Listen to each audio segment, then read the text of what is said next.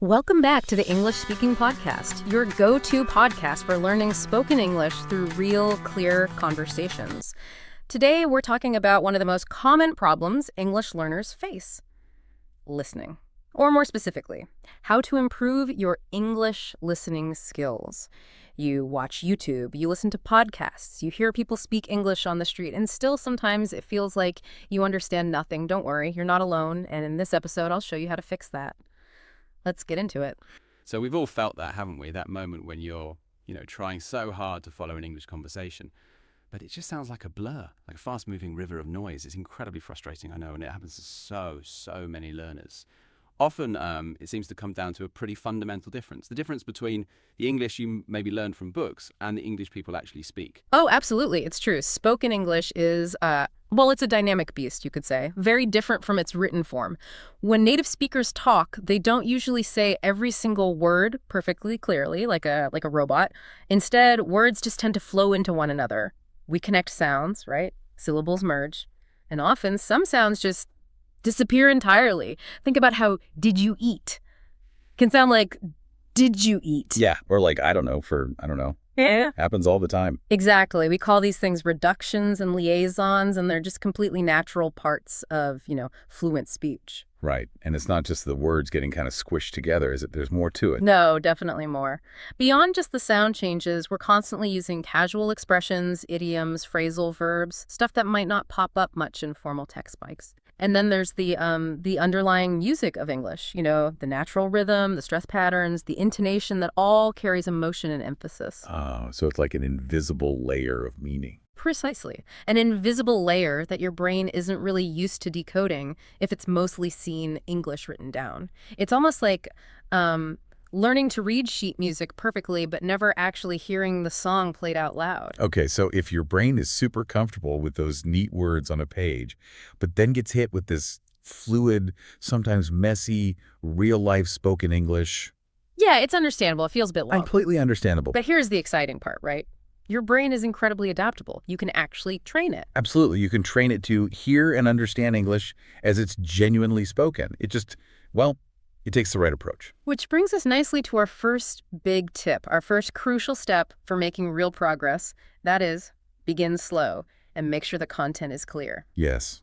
Start slow, stay clear. It's so tempting, isn't it, to just jump straight into that Hollywood movie or your favorite, super fast American sitcom. Yeah. You hope you'll just absorb it somehow. Right, osmosis. But honestly, that's often like trying to learn to swim by, diving into the deep end of the ocean on your first day. Probably not the best idea. Probably not. So why slow and clear? Well, if we think about how our brains actually learn new skills, starting slow with clarity just makes perfect sense. Your brain isn't just trying to get the meaning of the words. It's doing much more basic work first. It's literally trying to identify and sort of categorize every single sound. It needs to figure out where one word stops and the next one starts. It needs to notice the pauses, the intonation, the ups and downs, the stress on certain syllables. So it's foundational work. Exactly. This first phase isn't really about testing your current understanding or proving what you already know. It's a foundational stage. Yeah. It's specifically designed to, let's say, train your ear, making those tricky sounds distinct and recognizable. It's like laying down the basic tracks, the neurological groundwork. Like a musician practicing scales really slowly before tackling a big piece. Precisely. You're building that core muscle memory for listening. It's essential. That distinction is so important. It's about building that solid base first. You wouldn't try to lift, a super heavy weight without warming up properly, right? Same idea. Same idea. Okay, so once you've committed to that slow and clear start, what's next? The next really powerful technique is all about active engagement. We call it repeat and shadow. Ah, yes, repeat and shadow. This isn't passive at all. No, definitely not just letting it wash over you. You've got to get involved. Exactly. And people often ask, okay, how do I go from just hearing it to really getting the sounds? The way you do repeating and shadowing is actually pretty simple, but it's incredibly effective. You pick a really short piece of audio. Could be like a few seconds from a podcast, a tiny clip from a video, maybe even just one sentence that's spoken clearly. Okay, short and manageable. Right. First, listen once, just get the general feel. Then listen again, maybe focus a bit more closely on the sounds. Now, here's the active part. You pause the audio, and you repeat out loud exactly what you just heard. Out loud is key. Out loud is key. Don't worry about perfection at first. Just try to copy the sounds, the rhythm, maybe even the feeling in the voice. Mimicry. Okay, that's repeating. Yeah. And shadowing, that sounds a bit different. More like synchronized. Yeah, shadowing takes mimicking up a notch. It means you try to speak at almost the exact same time as the original speaker. Like you're their echo, or maybe doing simultaneous translation but in the same language. Wow, okay. That sounds challenging. It can be at first, but when you practice this regularly, something amazing happens. Your ears start adapting to all those subtle sounds, the connected speech, the drop sounds, the intonation shifts you mentioned. And at the same time, your mouth, your vocal cords, they're learning how to physically produce those sounds and rhythms. So it's hitting both listening and speaking at once. Exactly. It's this powerful, synchronized combo. You Uh-huh. improve your understanding and your ability to speak more naturally and more confidently. All together. It's a fantastic 2-for-1 deal for your language skills. That simultaneous improvement is pretty cool, isn't it? It really shows how linked listening and speaking are. And that link, well, it naturally brings us to another super powerful way to boost listening. Actual, real-time conversations. Yes, real interaction. It's amazing how much it can speed things up. It can feel scary, sure, putting yourself out there. Yeah. But talking to English speakers, especially native or really fluent ones, is just crucial for leveling up your skills. Makes sense. Pushes you out of your comfort zone. It does. And there's another benefit people don't always think about. Many learners find that regular conversation doesn't just sharpen their English. Yeah? It actually improves their mood. It makes them feel less isolated. Oh, interesting. The social aspect. Yeah. Even a short chat with someone, a colleague, a language buddy, a friend, can create this really positive feeling about your learning journey. It makes you much more likely to keep practicing, you know? It turns it from a solo chore into something shared and rewarding.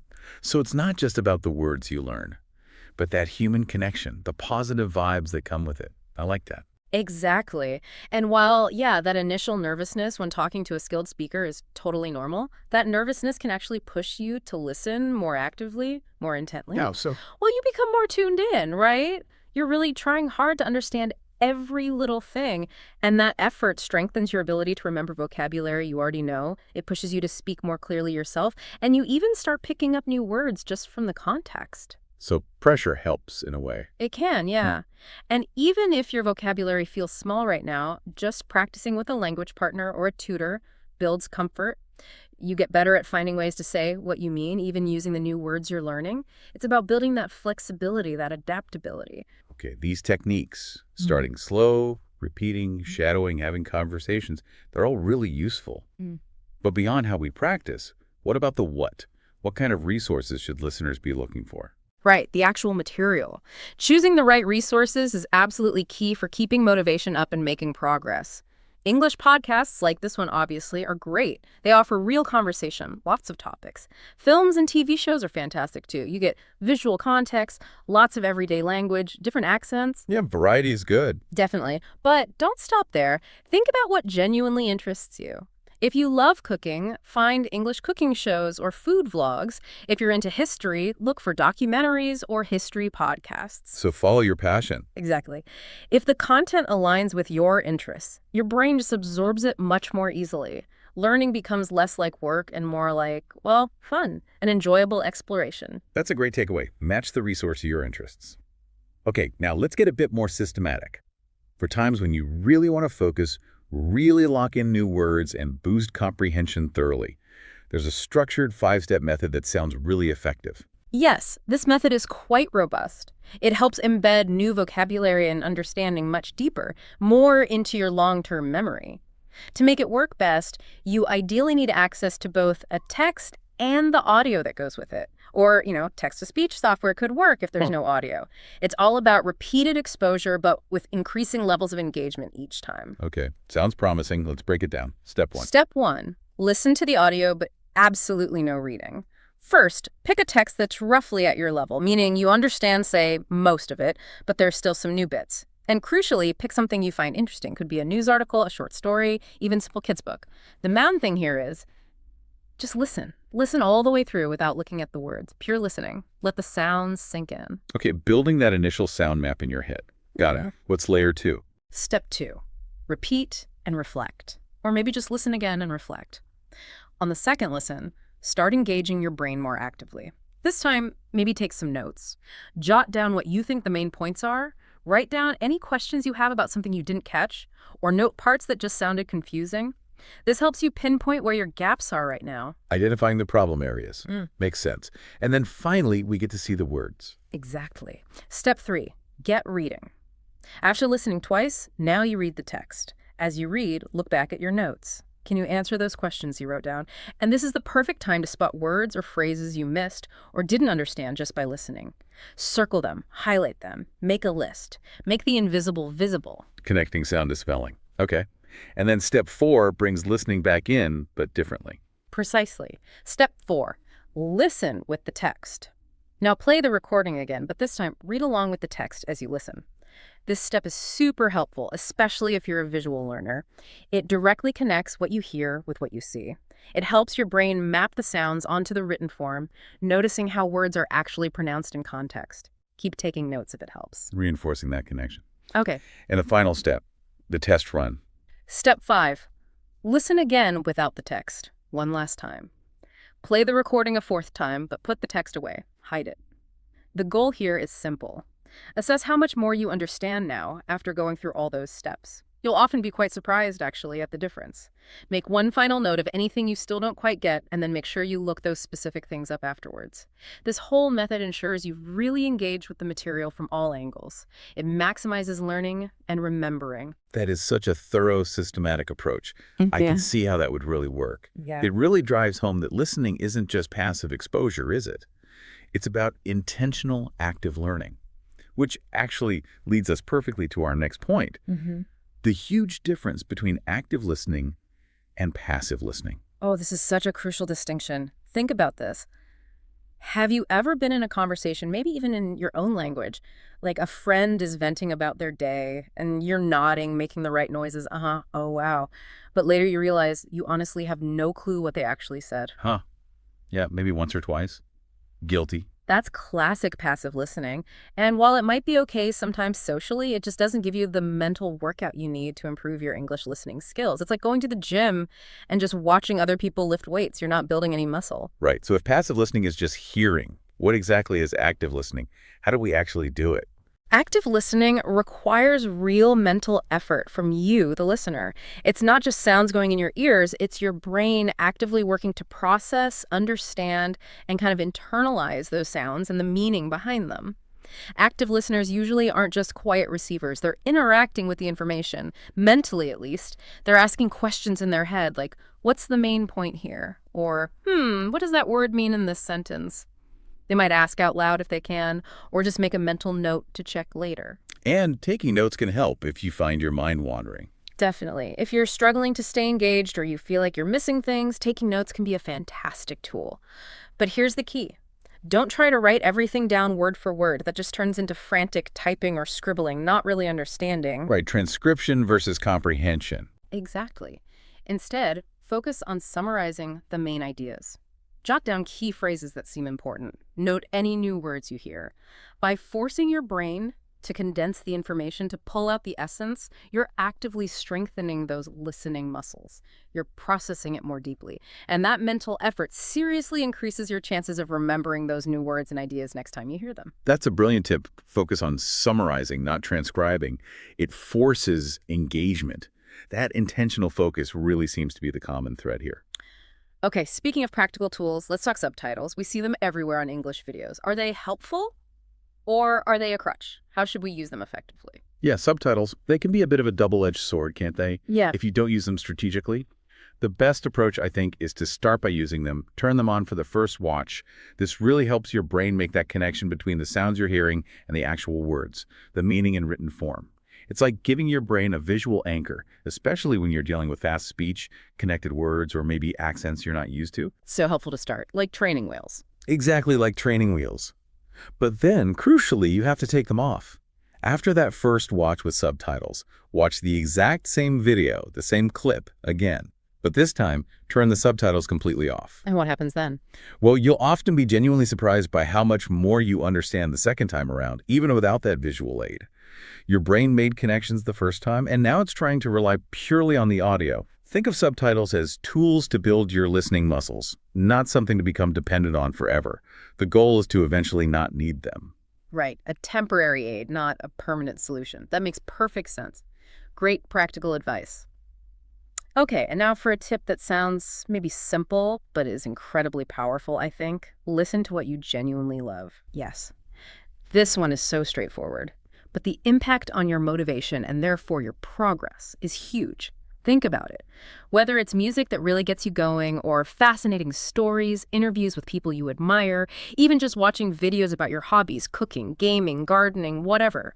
Find the English version of stuff you already enjoy in your own language. Because if it's boring, If the content feels like a chore, if it's boring or irrelevant to you, your focus is just going to drift. Your brain won't be engaged, and you won't retain as much. Simple as that. But if you genuinely love what you're listening to, your brain is naturally more alert, more curious. Learning speeds up almost without you noticing. It turns the task into a pleasure. find the joy in it. That's key. Ask yourself, what do I already find fascinating? Then seek that out in English. Love it. And this brings us, I think, to the final, maybe the most crucial tip of all. It connects back to building any skill, really. Consistency. Absolutely. This isn't about needing to find, hours and hours for intense practice every single day. That's often unrealistic and leads to burnout. The most important factor, the real game changer for long-term improvement, is consistency. Doing it regularly. Yes, even just 5 minutes a day. Seriously, 5 minutes. If you do it consistently every day, it can profoundly change your listening level over time. Think about it. 5 minutes a day adds up, right? That's 35 minutes a week. Over 30 hours of focused listening practice in a year, just from 5 minutes a day. Wow, it really compounds. It really does. That's more than enough to make a huge difference. It's not about doing more each time you sit down. It's about making sure you do something, however small, every single day. Yeah. Build that small, unbreakable habit. Those tiny, consistent actions add up over time, leading to really remarkable transformations. The power is in the daily routine, not the occasional marathon session. The power of small, consistent actions. It's amazing how that tiny daily effort, just showing up every day, can lead to such big results down the line. Really inspiring. Thanks for listening to the English Speaking Podcast. I hope today's episode gave you simple, useful tips to improve your English listening skills and maybe even a few new ideas to try today. If you enjoyed this episode, don't forget to like and share it. It really helps us grow. Subscribe to the English Speaking Podcast so you never miss a new episode filled with real conversations, helpful phrases, and clear English you can use every day. And before we go, I want to hear from you. What topic should we talk about next? Leave a comment with your idea. It could be a question, a book, a problem you're facing in English, anything. Your suggestion might become our next episode.